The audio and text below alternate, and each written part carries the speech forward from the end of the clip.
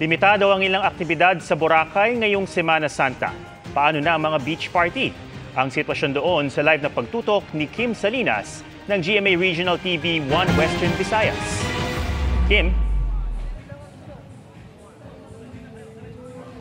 Atom, bumawi ang ilang mga turista sa daytime activities dahil ngayong Semana Santa regulated ang mga aktibidad sa gabi.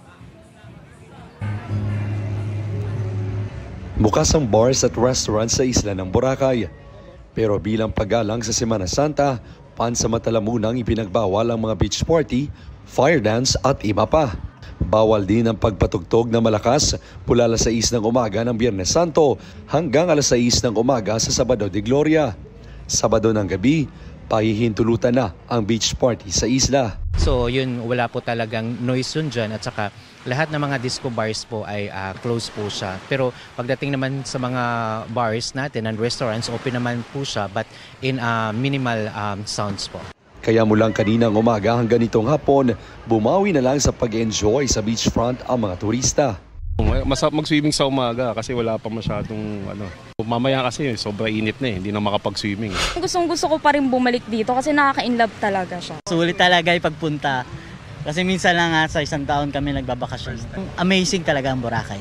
Para naman sa atletang si Mark, hindi lang perfect ang isla sa mga gustong magbakasyon, kundi maging sa mga gustong mag-enjoy sa sports activities. Kahit dito, running, swimming, pwede.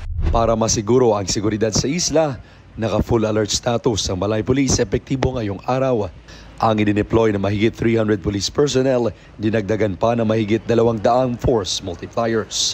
Sa churches po, the same time po, ang pinakamarami po natin ng tao, mas flock po ng tao is more on sa may beach po. Kaya makikita nyo po along the beach, meron po tayo din mga beach patrollers po. Nagdadala ng mga bottled drinks po sa along the beach po. Hindi po.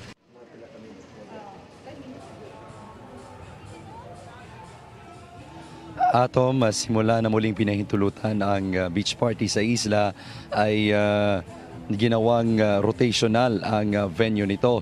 Sa darating na Sabado sa Station 3 nakatakda ang beach party pero maaaring magdagdag ng venues depende raw sa dami ng mga turista. Atom?